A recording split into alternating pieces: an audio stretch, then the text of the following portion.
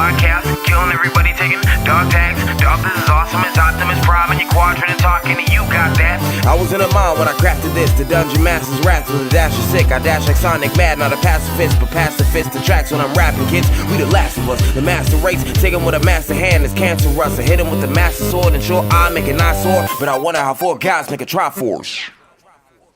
Hey guys, welcome to the Trinity Force podcast. You're listening to episode number 129. Everyone's going to laugh at me right now because of the extra long intro for this week. Actually, I was laughing because, as you said, hey guys, blah, blah, blah, Chira was over there chewing something. It's always with you and Chira and oranges or whatever the hell it is. Delicious. Got to remove that scurvy. That's right. So if you guys are out there watching, you remember that we go live every Monday and Wednesday night on Twitch TV/T-Force podcast. And that's what we're doing right now. And that's why Dom is laughing at Chira, because you can actually see him. Now you guys can see us. It should be in 1080p, so I hope it looks great for you guys out there.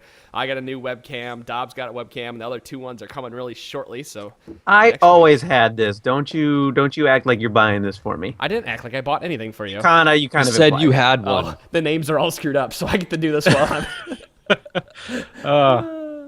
Wait, who is this? I'm Dom. No, you were D. Shiroti, and there's Chira Jaden. You know why the names got all screwed up? And this is... We're just human after all, guys. Are we? Was it because Josh was in the call? Yes, it was because we had someone else in the call when it started. So look at that. I'm fixing the names. So, done. All right, guys, let's move on to our next topic. Don't forget to go rate us on iTunes. We're at 185 reviews right now, and we actually had a really fantastic review come in. And, I don't have it up to read it in front of me because I just thought about it now. But one of the best things a person said about us is how consistent we are with these podcasts. And I think we all try to pride ourselves at getting this podcast out twice a week for you guys and going live. Like, this is, it's pretty much become a second-time job with that $100K a year salary. So, Yeah. Thanks a lot for you guys listening. And we appreciate it by you listening to us. All we need you guys to go do after you're done listening to us is go out there and rate us. So rate us on iTunes. Let's get us to 200, and we're happy to continue to give you league information. More news. There's T-shirts, and you get free shipping for Valentine's Day if you buy 2 or more. So you could buy you and your little honey, girly guy, whatever the hell you got going on over there, a T-shirt. So I can get something for Kayla so she slaps me when I don't get her anything else. Oh, that'll be great. When? What's the time? January 28th to February 4th, or is it 26th to February 4th? It's on Twitter. 28th. It's 28th. Okay. And using code promo Cupid. code, right? Yeah, Cupid. Promo code Cupid. You get free shipping. Get something for yourself, for your girl, for your girl on the side, and for your guy on the side. Get it for that ratchet ass hoe. You had to go there. I want to let you guys know that you should be very happy that I have this thing up behind me, because my brother just walked by without his shirt on, and I could see him in the mirror. He would have been walking by scratching his chest, and tonight's podcast would have completely just fail. So yeah, that's enough for podcast news. Let's try to jump into league topics, shall we? Actually, no, I got one more, and I almost forgot. And Dom, you accosted me for this. We have a special guest coming on next Monday. Oh, I did. I didn't accost you for this. You were just like, hey, you forgot to mention it. Yeah, I did not accost you for this. So, guys, we have a special guest coming on Monday. His name is Feedski. He's from Dominate Gaming. You also know him. Feedski. The Feedski. Sorry. Yeah, get it right, you Technically amateur. one word, but the Feedski. Right. So, yeah, the Feedski is coming on. He's from Dominate Gaming. He does Dominate Dominion. You guys heard about that when we had Gnome Saiyan on.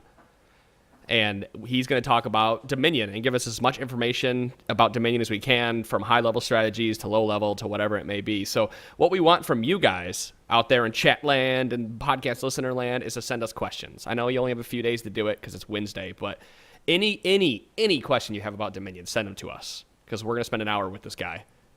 So that's why we played Dominion the other day. I thought I told you. I'm the greatest host. That's why we keep you around, buddy. You might have. I am old and losing my memory. That's right. So yeah, that's the Monday. And another special news: we're gonna start bringing Moobied on the podcast as a regular guest. Nice. He was gonna join us tonight for this podcast. We were gonna talk PBE stuff, but apparently there's the PBE had this giant patch, and he had to go take care of that. So really, it's all dependent on how the PBE is going, because that is his full-time job. Surrender at 20 is. And so he's going to start coming on the podcast once a month and talking about Dominion and stuff. So we're really excited to have him. I think that's everything, right? Yeah, that hits podcast news. All right. I'm excited about Mubi I don't know. coming on, I talking almost about the never TV pay updates. attention I almost never pay attention to anything I say. during So. this part. Oh, well, I guess I have one more piece of podcast news, guys. If you're out there and you're listening and you want a question answered like, hey, is Rumble really good? But we never get to it on the podcast, join us live because we're after the podcast ends. We are going to spend 5 to 10 minutes in answering listener questions from the chat. So if you have a question, type it in the chat at the end of the podcast and we'll remind you again. So let's continue. I'm going to actually go ahead and let Dom host this part of the show because he has a fantastic topic. Sure. So last weekend, while LCS was going on in its wonderful, glorious North American return, Oh, jeez. Oh no! Oh, Mike Dom. died. Right the time. Right, the time is, you know what? It was like 6:55. Yeah, the time is 7:15. Oh man, Damn that Failcast. cable. yeah, I don't know what's causing the problem. There we go. Go Nice ahead one on there. click and restart Audacity. You ready? Wait, I think it actually stopped. Yeah, you'll have to make a new file for Audacity. Okay, just a sec. Beer and oranges, huh? Yeah, man. You're not drinking Oberon? No. All right. All right, 3, 2, 1, click. Feel like this is just going to be a problem for the rest of the night. I'm sorry, everybody. I have call graph running, so if it happens again, we'll just keep trucking through it and just tell you. Yeah. So continue. Start your point now. Yeah, Apex 2014, it was happening. I was watching the Super Smash Bros. Melee streams and everything, and there's this caster named Progducto. And he was really entertaining to watch. He was like, it was just a good cast that was going on. I was watching it concurrent to LCS. So I started following him on Twitter and everything, and he was answering questions using Ask.fm. And he made a point in there after somebody asked, do you think we'll ever see certain champions get played more or something like that? And he gave a long, detailed answer, but then he got to a point that I thought was really applicable to a lot of games, but especially League of Legends. And it says, your character may have all of the tools, but that doesn't mean you can't be outplayed. And I thought that was just a very, very good point, because we get a lot of questions along the lines of, what do you think of X champion, or what do you think of Y champion in Z role? And, we're happy to answer these questions to a degree, but some of it really just comes down to, there are bad matchups. That doesn't mean you can't win.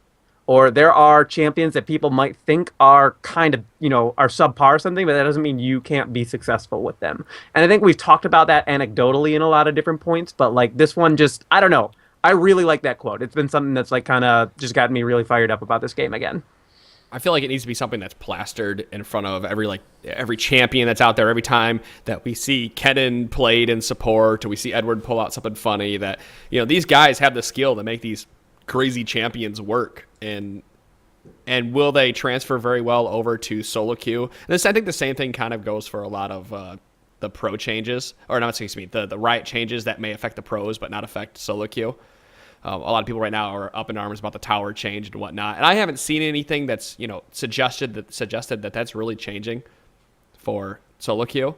But obviously, that's going to completely affect pro play. So I think that kind of that's the same thing. Like, there's a lot of champions that they just have the skill level to play it properly, or feel the effects of the changes. See, I kind of think it almost goes the other way. There are so many people who focus on learning, just the overpowered champions in whatever state of the meta is. Mm-hmm. And it goes the other way. Like, you can still succeed with someone like Fiora, who is notoriously underpowered pretty much at, in everybody's mind. Nobody thinks Fiora is a really good pick. That doesn't mean you can't pick Fiora and succeed, even if it's in a bad matchup. Yeah, the deck might be stacked against you, but you can still you're still perfectly capable of outplaying your opponent. Right, and the other side of the coin, you pick the OP champion, you just pick them because they're OP, and you get outplayed because you don't know how to use that champion properly. That's a good point, because that's a big problem that a lot of people complain about in bronze and low silver, is people will pick Blitzcrank, Amumu, Kassadin. I mean, Kassadin's still OP for anybody, but it's another champion that was for a while. Morgana was banned a long time ago. But they pick the champions just because they think they're, super good because they've got stomped with them a couple times.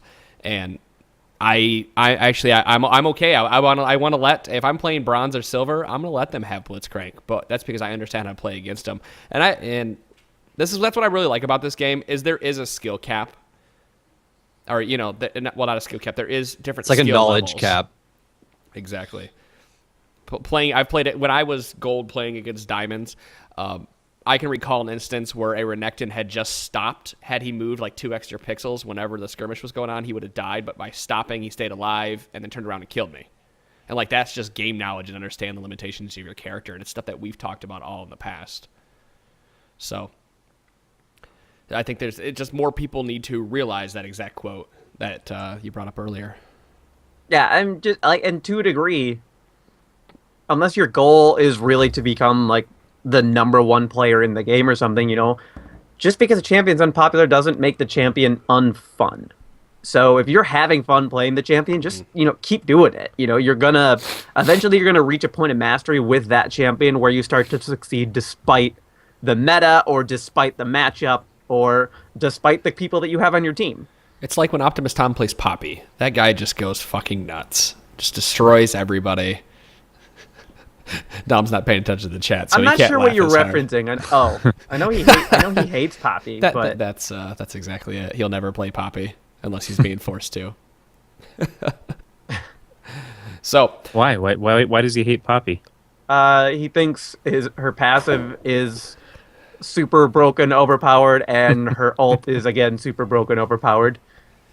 And so he just finds both qualities of that champion just outright infuriating. So just remember that if you guys want pure Poppy play, the best Poppy out there, you need to go check out Optimus Tom's channel because that guy is going to give you every breakdown. Adam is a friend, harass the shit out of him, whatever. Okay, so unless we have anything else to say about that topic, I think we should move on to probably listener questions, right?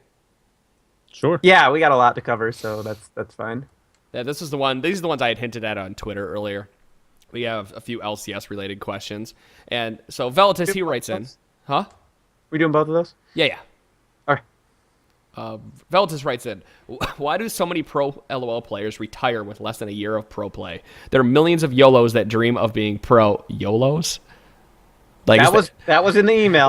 Are YOLOs like kids, like little 18? I'm gonna guess yes, like the kids that drop out of YOLOs. high school to become a pro gamer. Good point. Even though they're like bronze 5. Well said.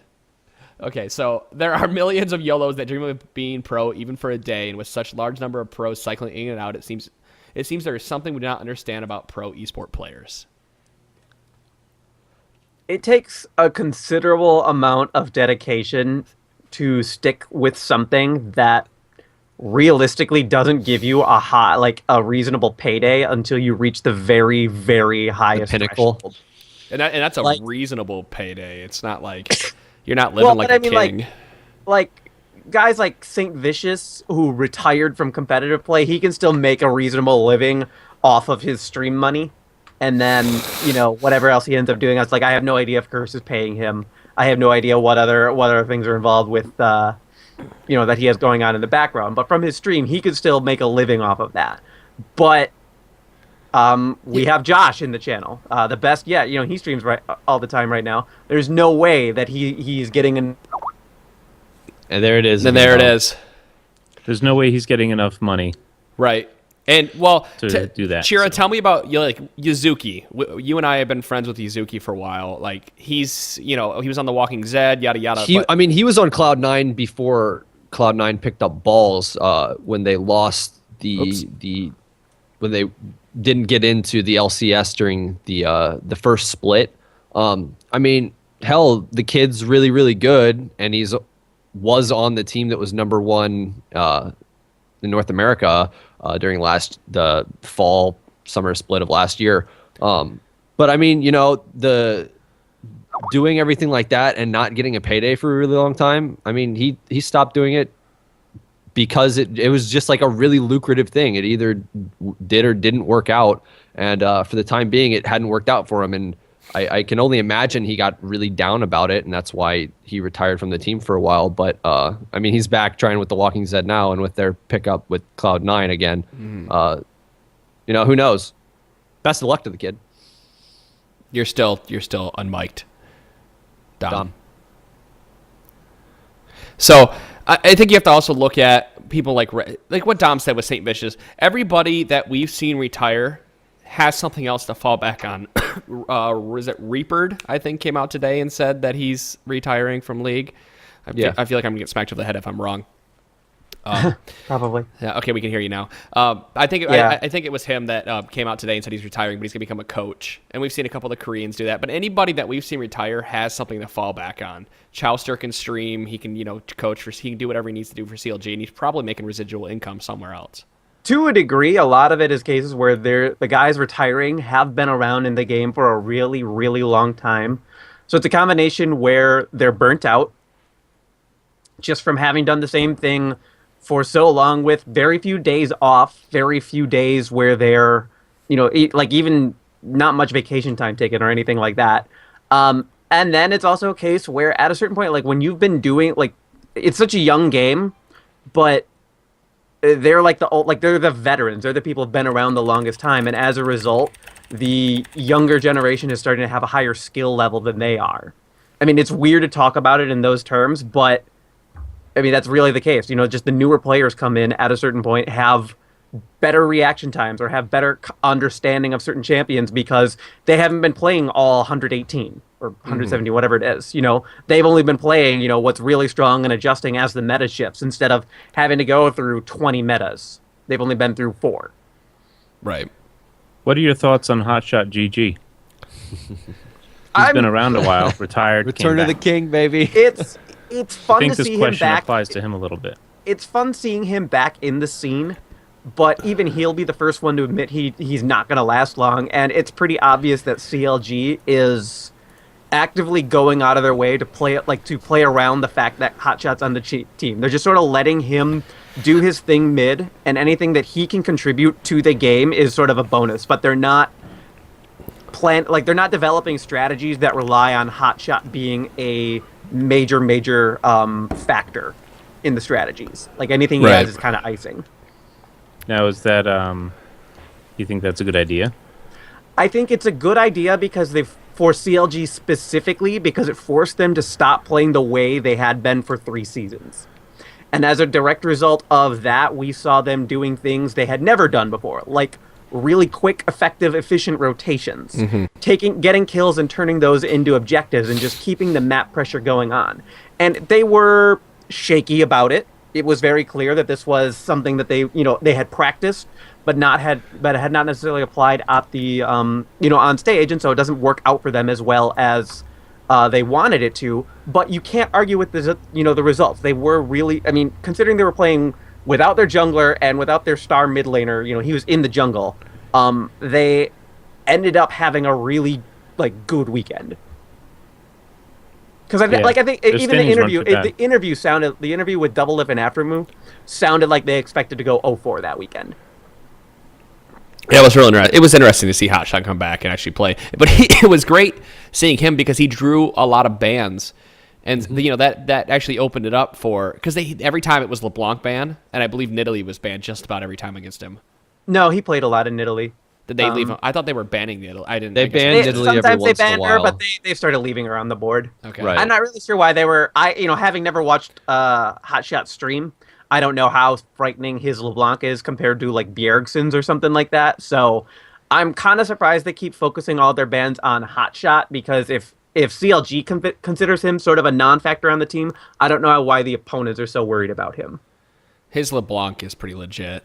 I think he was pretty much the reason people started playing LeBlanc again. I mean, Alex Itch is a pretty legit player across the board, and his LeBlanc really didn't seem like it was anything to write home about when they were up against Fnatic. Who beat them? I can't remember who beat them and what teams beat them that weekend. Fnatic. No, not Gambit. CLG. C9 and who was the other team? Shit, I'll look it up. I think I watched the Cloud9 game. I think it was a C9 interview after the fact that Medios or High, I think they were probably interviewing High, had said that they were banning out Hotshott because he had a very limited champion pool in the middle. They knew he played Nidalee very well. They knew he played LeBlanc very well. So if they ban those two out, that leaves Hotshott with very few mid laners that he has shown like on his stream to play. And I'm sure these guys are doing their research and watching. Well, I get why you do that. You think you're banning him out because you know he has a limited pool. But again, to me, this is my impression. It seems like CLG, the team, did not think Hotshott was going to be a major factor in any of the decisions. Like, Hotshott wasn't going to win or lose them the game either way. So if the team itself, and again, I am speculating. I don't know what their logic is, but this is what I think's going on here. If they don't really think he's going to be a major contributor, why are the opponents so worried about Hotshott? Why are you so worried about one player who came out of retirement because his team needed a sub? Because of the champions that he could play, at least the LeBlanc, because the LeBlanc was the most banned at landing against every time, was the playmaking champion. They've seen what he can do, and they were worried about his LeBlanc only. After that, they weren't really worried about how well he could play Nidalee or he picked Cassiopeia. And do you think it's that, or do you think it's easier with the limited bans to bring Hotshott out of his comfort zone than any of the other players? I don't know. I feel like if you're mostly a solo queue player at this point, it's probably harder to get pulled out of your comfort zone. Like, he's back on stage. Like, that was where he was going to be uncomfortable. He's back on stage at the competitive level. Yeah, that's going to be weird and uncomfortable for him and everything. Yeah, but if we're all basically considering Hotshott a solo queue player right now, which he was before he's just like, if you ban out all of his champions, he's just going to fill with whatever and do the best he can, and that's basically what he was going to do even if he got his champions. Yeah, but if you put him I get why the teams targeted Hotshott. They were trying to take him totally out of the game. Right, and my argument is that if you feel like if the team, especially, CLG, again, to me, it seemed like CLG thought Hotshott wasn't going to be a factor in the games at all. So if his own team thinks he's not going to be a factor, why are you wasting things to try and further turn him into a further non-factor? So you can have an auto win of a lane, and you can automatically feed your mid laner. That clearly didn't work.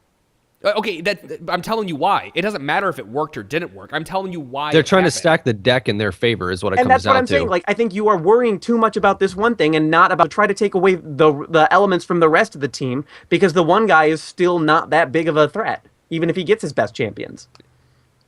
It goes either way. The logic. I get what you're saying. I understand where you guys are coming from, but I'm saying they went 2-2. Instead of tunnel they very clearly could succeed. Like CLG very clearly can succeed when Hotshott is the focus of the ban attention. So why are teams continuing to pursue that strategy when rather than what's Link's jungle pool look like? Right. We know he plays Visit, he played Elise. How would they have... See, here's the thing. Going into this, you know what Aphromoo plays, you know what Neon plays, you know what Double Lift plays. Those three you know. You don't know what Link plays out of the jungle, because Link, to the best of my knowledge, doesn't really play jungle. It has never shown his jungler pool. A Wild Turtle can play a whole bunch of junglers. That doesn't mean he's ever, that's what you're going to start banning against him when he gets in the pro play. So now you've got two people that you don't understand what they're going to play. You might as well ban against the one that you know can play certain champions, and just hope that that lane is going to help carry you, because that's a free win. Jungler never has to really go mid, and you can freeze it up to go top and bottom or into counter jungle. They lost against EG. Okay. And humorously, EG only banned LeBlanc against Hotshott. They banned King's Nanny.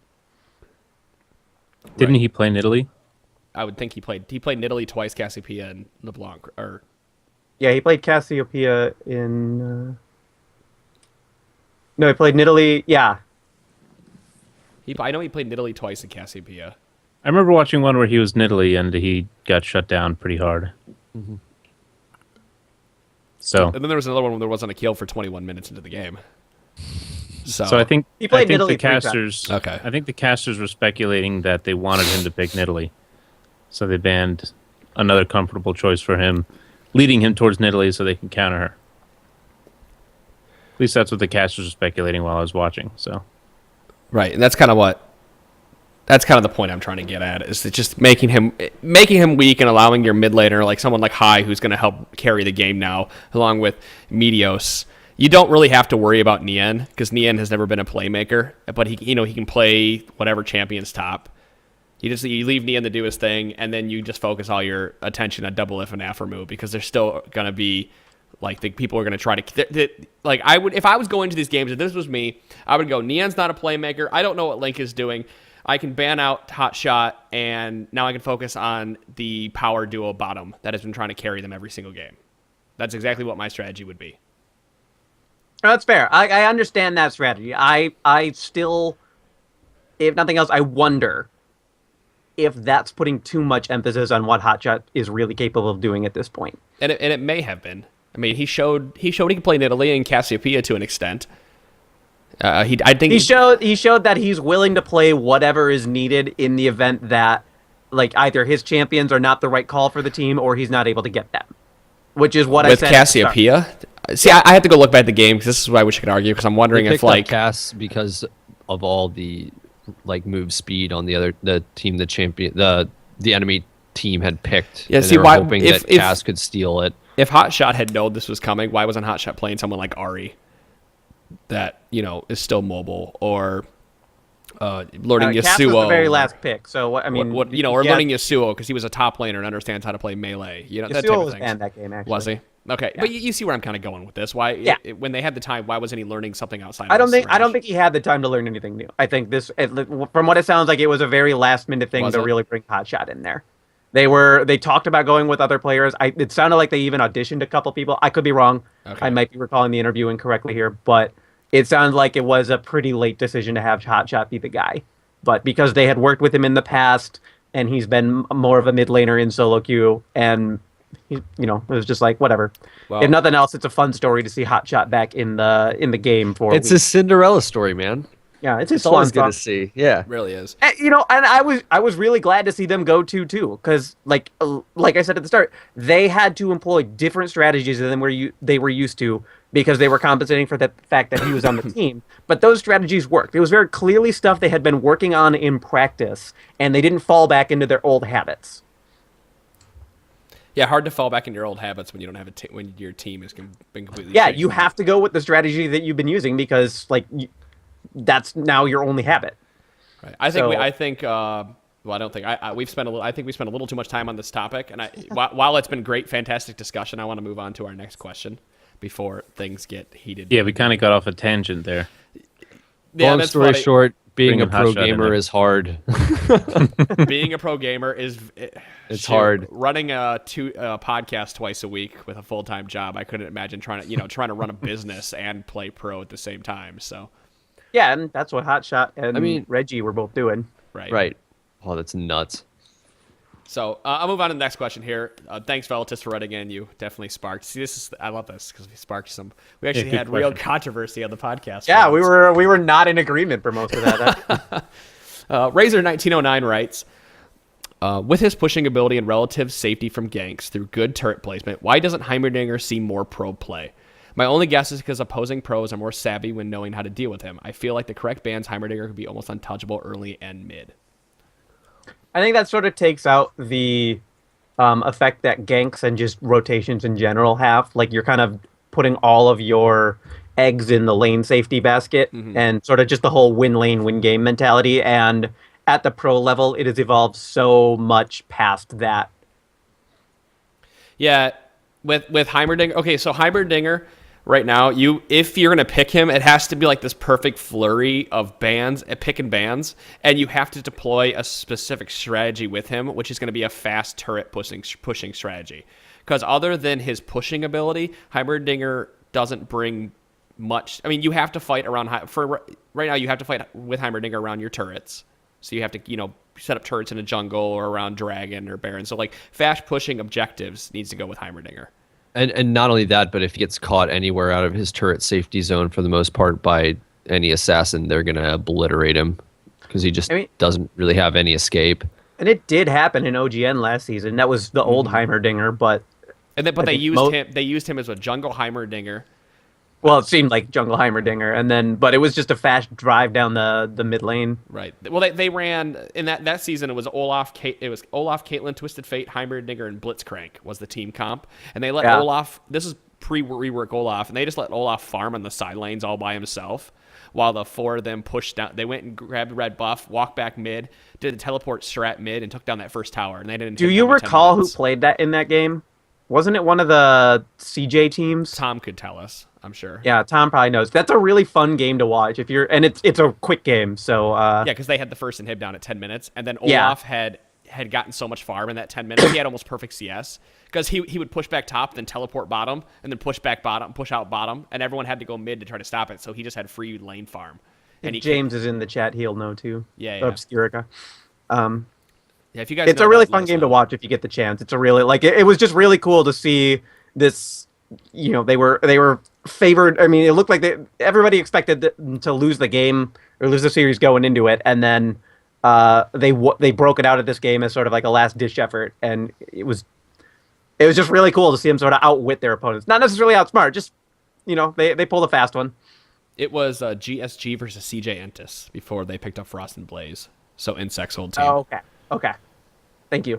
So is it because he's more of a risky strategic pick than a safe pick?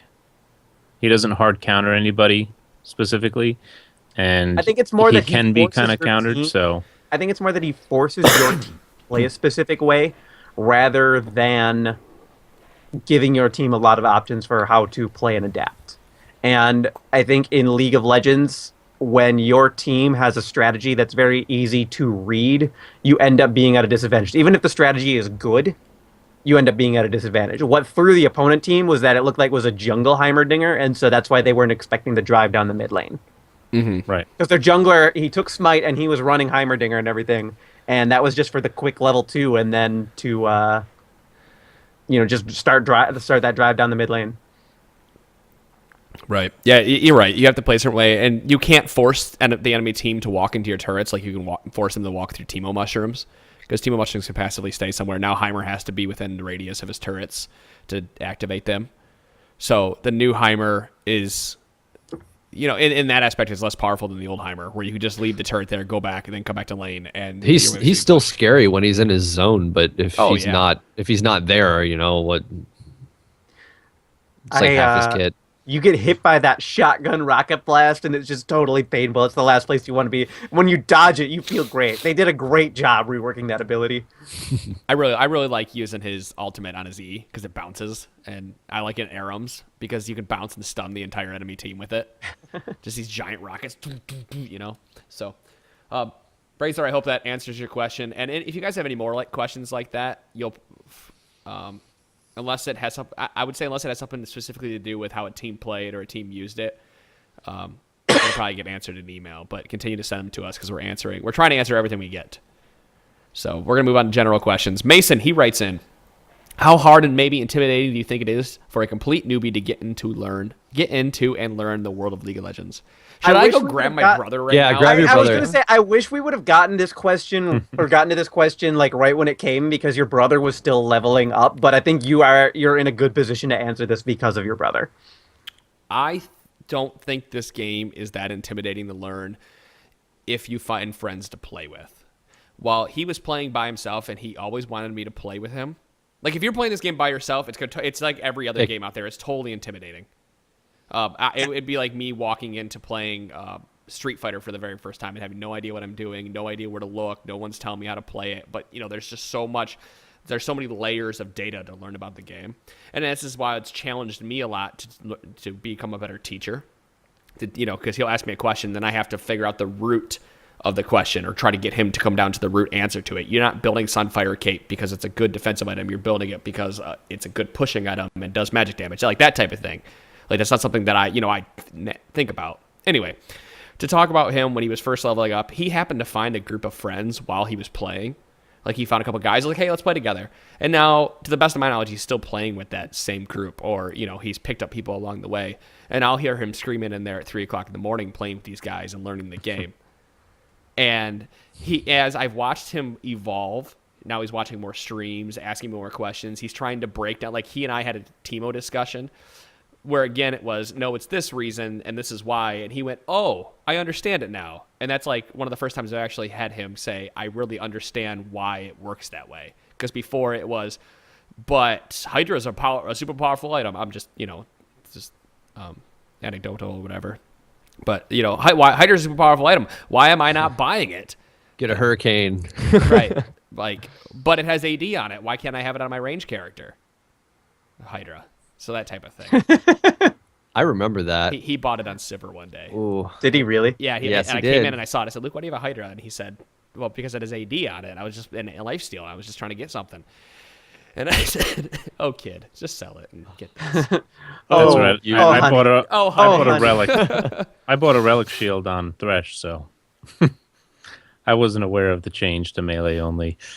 It works on Thresh sometimes though. So I was really confused. Why is this not working? So yeah, and yeah. I've been playing for a while, so I just didn't pay attention to that. But I think when I I told Skyan the same thing. He asked, why isn't it working? I said, because Thresh has a passive that changes it between melee and Yep. yada yada. Anyway, oh. when I was playing Dota was the first MOBA I played. It was the mod for Warcraft 3.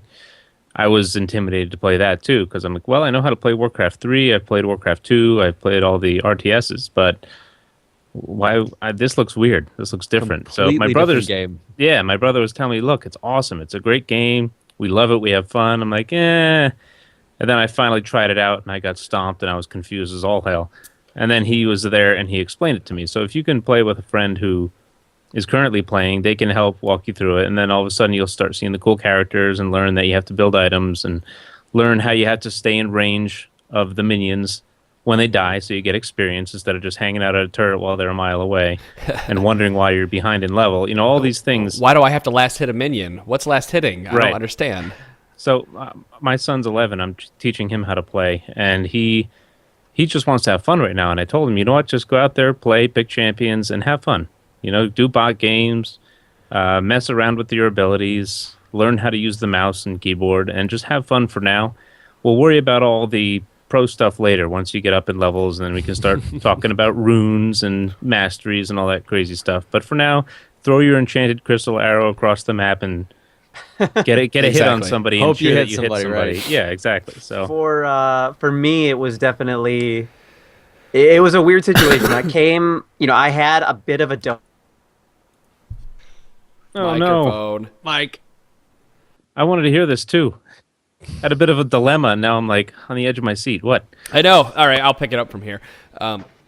I don't remember what I changed to get into this game. I do remember. I hope Optimus Tom is still listening because I think the biggest thing that helped me, the springboard me to get better at this game, one was making this podcast, but two, in my opinion, was playing Optimus Tom's Battle Arena, and I really wish I could bring that back if I had more time for players. Dom, are you working? Yeah. I really wish I could bring Optimus Tom's Battle Arena back for all the new players. For those of you who don't know what that is, this was when Tom was trying to get into shoutcasting. He would set together random 5v5s, kind of like our listener games, and what Sean and I are going to start doing. It's pretty much what Sean and I are going to start doing. But he would cast it to get practice, and we would get practice playing against people who are really try-harding. 5 people that are just random people. So it's like solo queue, but we're actually try-harding as a team. And that really helped me to learn the game better and understand game concepts like when to take dragon, or at that time it was, why were you building wriggles on an ADC? Oh, it's for dragon control, and understanding how, map pressure and stuff. Like playing these 5v5 custom games helped me out a lot. And I want to do that for more people. So I had a bit of a Dota background when I started playing this game. I played it all through the played it a lot through college and everything, and then fell out of it when I graduated. Mostly because my full-time job was a night shift at a hotel, so I couldn't really play any games with my friends, and my computer was slowly turning to shit. But so I had some familiarity with the MOBA genre, and I finally had a computer that could run games again, and so I really wanted to get into League. I'd seen my brother playing it in the past, and he was playing with a group of friends. And so they all started Smurfs, and every now and then I would play with them. At the same time, a group of my friends all decided that they wanted to get in the game as well. I don't know, for reasons. So it was really funny for me going from like a position of some knowledge and comprehension of the game and playing with guys who had no idea what they were doing, and then going back and forth between them and then playing with guys who knew absolutely everything and like understood the game way, way better than I did. It was this really weird back and forth. And ultimately, like, I just found my place. the types of champions that I preferred and really got into it from there. And kind of piggybacking on what Adam said, I really started to flourish in this game when I joined. It was the group of my brother's friends, but we did one of the Alienware battle arenas, which I also think are now defunct. They are. ESL TV has a type of battle arena or whatever now, so. Yeah, but I learned a lot just by being on a ranked team, playing with a group of guys who were really focusing and trying to win, sitting down and sort of figuring out where we went wrong. Eventually, that stopped being as much fun as we all remembered it and wanted it to be, and it was more fun to just play as a group and have a good time. But that's still where I grew a lot as a player. Sean, you've been quiet. I just play games, man. I played a lot of Warcraft 3 and a lot of the Dota mod, and then was in WoW for a long time. And when Dota 2 came out and I got into the beta for that, I started playing Dota 2, and then my buddy's like, check out League, and I like Dota a lot, but when I played League and I got into the game, and it was one of those things where I could get really fed in the game and then not get countered by somebody buying and itemizing super, super well by getting like a sheep stick and whatever in Dota, and not have to worry about just getting hard CC'd by items anybody can buy. I jumped into League, and when I get into a game, I try to learn everything I can about it. Sure. So, I just spent time reading anything on any site, became really, really good friends with reading anything that was on solo mid or any guide I could, and then just was like, screw guides, I'll figure out a champ on my own, and because I had enough game knowledge at that point. But a lot of the stuff that you end up learning, especially stuff you find that'll work out, you'll just screw around with stuff until you find something that you like. Yeah, how many times have we told you guys to do that for solo queue? Yeah, whatever? Like everybody loves running a really hyper offensive Elise page, but I like running a 921 page on her just because I'm too cool for that shit. And yeah, like I run a retarded 13, 16 Olaf page, but my KDA with Olaf's ridiculous. So it's just, I like screwing around with stuff, and I don't know, just trying to test the limits of what champs can and can't do, and you learn a lot. KDA, it's all about the CFK, baby. Yeah, okay.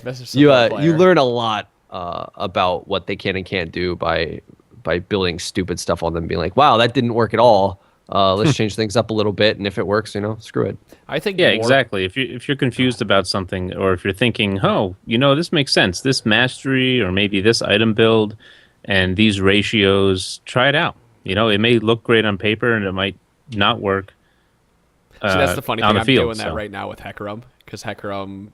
I played Hecarim, dude. He's good still.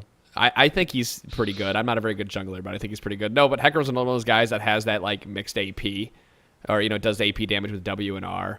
So I've been tooling around with like maxing W second and having some mixed pen runes and whatnot, but it doesn't seem like it's actually worth it because you get slow jungle clear. But it's just one of those things. Like I looked at it and I went, let's try it and see how it works out for me. Try it out. His early jungle clear, even with the right runes, is pretty rough at the moment anyway. So I could see where you're having an issue with that.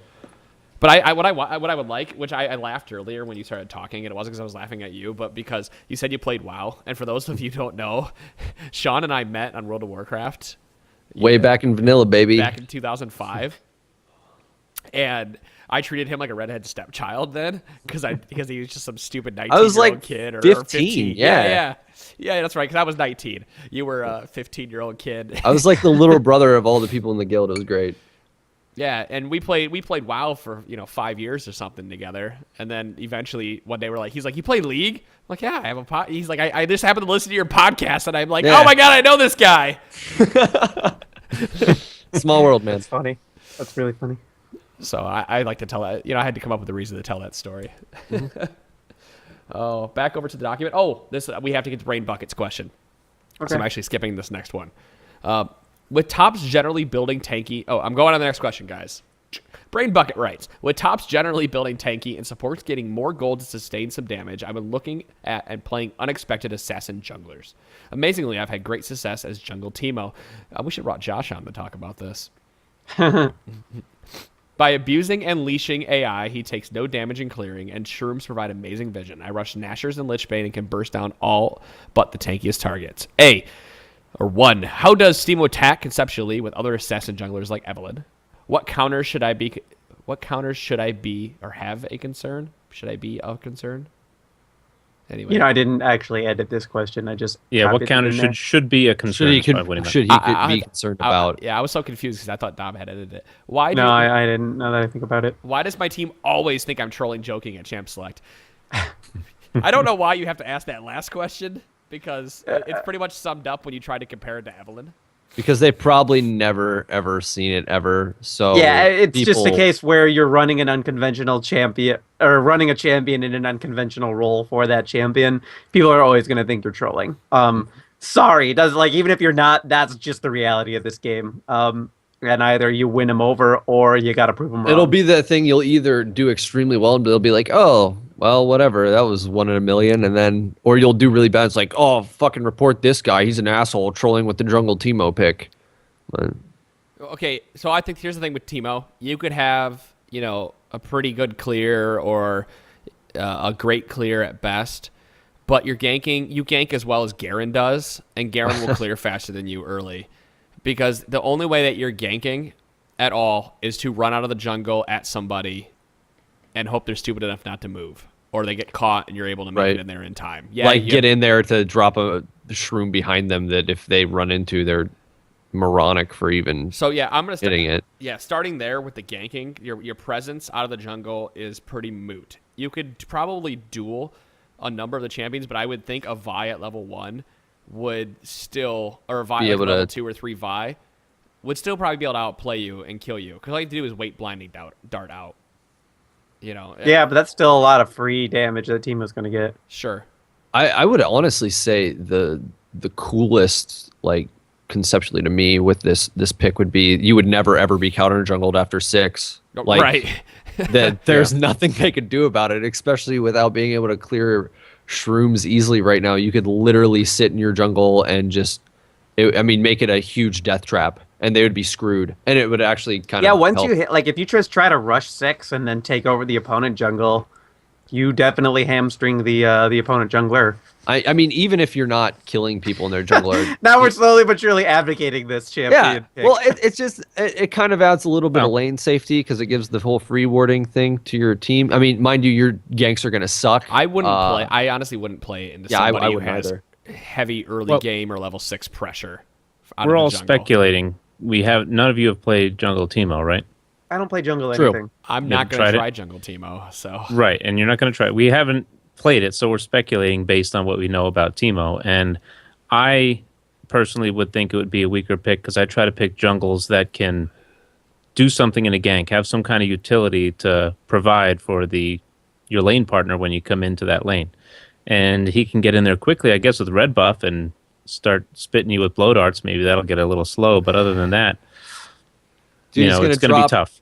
He's going to drop a shroom in their tri-brush, and when their jungler comes down, he's going to hit it and be fucked, and the gank's going to be ruined. Protect the team. You know what? Okay, so slowly yet surely coming around to this idea because I think it's really funny. I think it would be really funny to have all the buffs timed as Teemo and go and just sit there invisible. You're like there 10 seconds before the person makes it, and you just watch smite it away and kill them, like blind them and smite it. This is like tacit endorsement for Josh. Nice. You know what? I would never pick it in a professional game, or, like in a ranked 5s game. But what I want you to do is give me a video of this and show me it working in more than one scenario. I want a highlight reel with sweet graphics and lots of word art just on the screen. Like, sweet gank! I want to see you run into lane, pressing W, dropping a mushroom behind somebody, and and winning. If you pull some of that stuff off, I bet we could get Nat to make a video or one of those animated GIFs for it. Yes. I'd pay him to do that. Would you really? Yeah, not a heavy amount, but yeah, if nothing that would entice him to do it, but oh, that'd be hilarious. Thanks, Brain Bucket. I hate you. You've made a believer out of him. Good job. I have no idea where we're at. How much time do we have left? Oh, we have 10 minutes.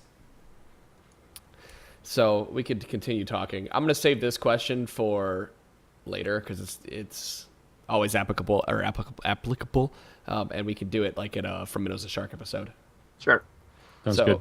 I'll move on to Nick. Nick writes, I'm ready to see what you all think about the current state of Cho'Gath. I thought I crossed these type of questions out. He's my favorite champion.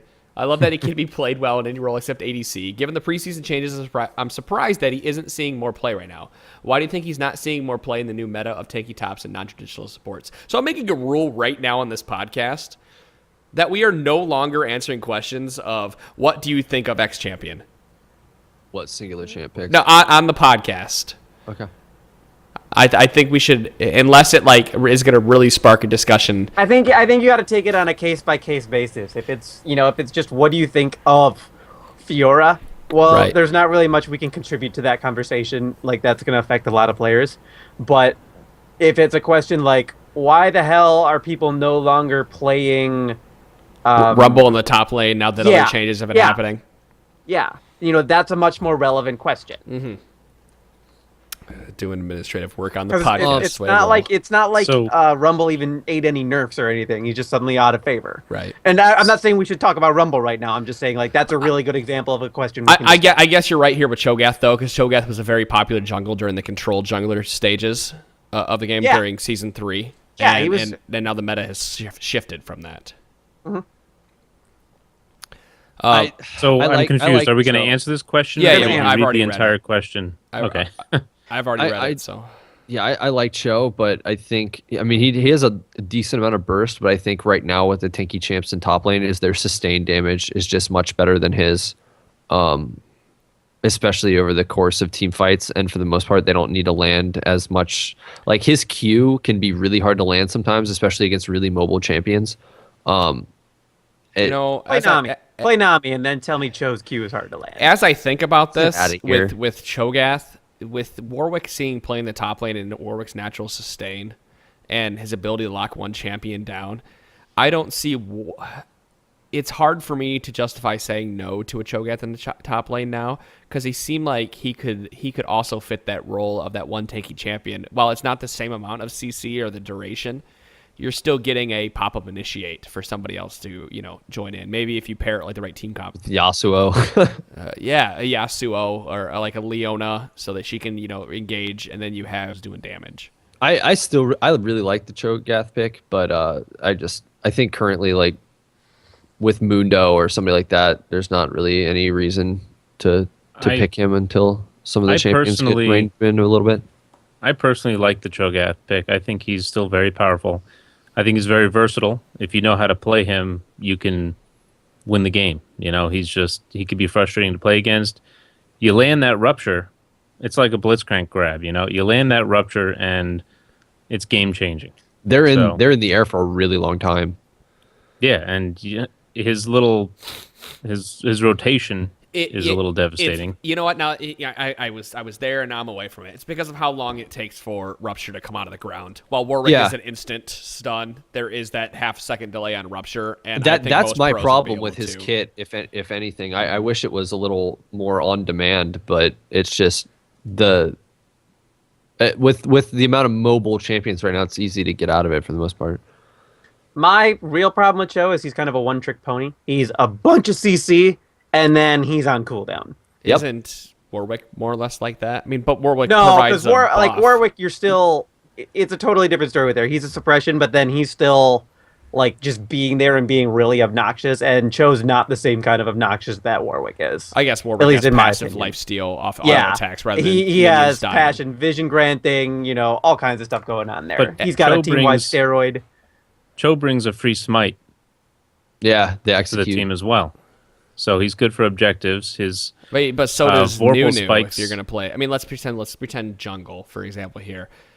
We saw 3 Nunu picks. One was support, 2 jungles. Neither of them worked, but he came with a free smite, and even Odd One got out smited, and he had consumed smite up on a dragon against a C9 of all people. Well, now we're talking about skill level and what happens to get outsmited. But I mean, just as far as Cho's kit, he brings a lot to the team. He's got the lane push with his Vorpal spikes. He's got the sustain with his spikes. He's got mass silence. He's got a mass he only knockup. see that's what we're just talking. He only yes, everything else I agree with. the sustain is only if he's killing people. Unlike, let's say, if we're comparing him Or to minions. Warwick. Yeah. That's great for laning phase, but what happens when Yeah, you get the that's team what fights? You that's what I can't mean, be and that then team immovable fights- tank when you're team in the team fights- fights. Well, team fights, he's still a beast. He's hard to take down. He's not going to be your target. He can disrupt the back line if he gets in there. But I think I agree. The fact he's not picked as much is because it's so hard to land his rupture, and you put a lot of his, I'm blanking on the expression, but a lot of his power is in landing that rupture. So, His whole combo starts off that one ability. but if you can land it, it's devastating. I mean, I've it seen is some really good between Cho'Gath his rupture and players his W. It does a decent chunk of damage, but again, there's a decent cooldown between it as well, and right. So, I don't know. Right, and I'm like on I the said, fence with he's a him. bunch of CC right away, and then he's on cooldown. then he's a wall. Yeah, Yeah. And he's not. It's not like he's healing through it. He's just there, soaking up damage. yeah, he's just there. And that's not a bad thing. You need those types of champions, but like to me, it's very obvious what Cho is It's going to just- do every time he walks at you. to me, there's other damage soaks that can they might not have the CC, but again, like Mundo, he has the slow. If he's in the fight, he's doing a lot of just passive damage. Amumu's just a- doing passive damage. when he's in the Amumu's doing fight. passive damage. Vi is breaking armor. At Shyvana least, yeah, see. doing. And in that regard, it's kind of hard to build Cho'Gath in a way that allows him to take advantage of all of his nuances while still being an effective tank, which is kind of what people expect out of Cho'Gath. It's funny though, because he is AP. So you want to be most time out of the top lane, you go Rod of Ages first, and then into Yeah, the and tanky items. he's got great ratios. But you have to wait for, Rod of Ages is kind of in that funny spot. Well, now it's probably better. Let's put it this way. In 4.1, it's probably better to build Rod of Ages because towers can't be pushed as quickly. But when pros are playing and how quickly towers are being taken, and as we saw in NA, it's not a good idea to build Rod of Ages because it takes, 15 minutes to ramp up to its Right. full. And you want to rush building it. You don't get items in between. So Exactly. you try to get it at 11 minutes is, I think, my record. But I think I told Luke, if you ever get Rod of Ages after 15 minutes, don't even bother. You're doing it wrong. Yeah. I've done it a bunch of times, but not on champions you would really expect Rod of Ages on. I think it's a good rule of thumb, pretty much, is if you want to build Rod of Ages, if it's after 15 minutes, don't even bother, because it's still going to take, I guess it's 10 minutes for it to ramp up, isn't it? It's thinking- 10. It's 10 minutes to hit full stacks. Right. So I think that's going to do it for this week. That's about an hour. With the intro and outro, we're sitting at an hour. That's what I like to keep the MP3 at. So sounds good. with that said, guys, I didn't say the URL for the t-shirt store earlier. So that's tinyurl / oh, here on. I got to pull it up. It's tinyurl.com / T-Force shirts.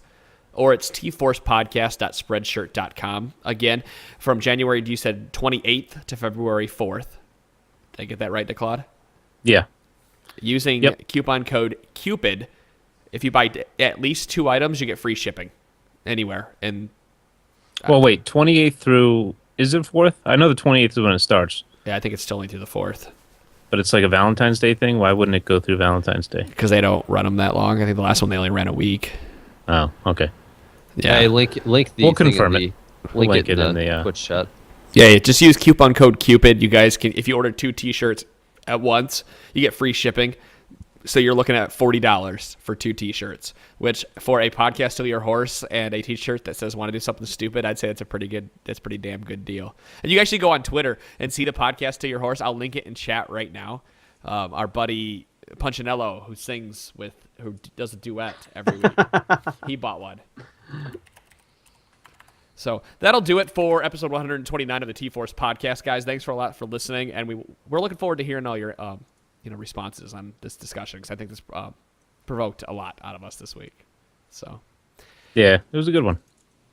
we'll see Good you guys. mailbag questions. Keep sending them in. That's right. Well, guys, we'll see you next week. Bye, everybody. Bye.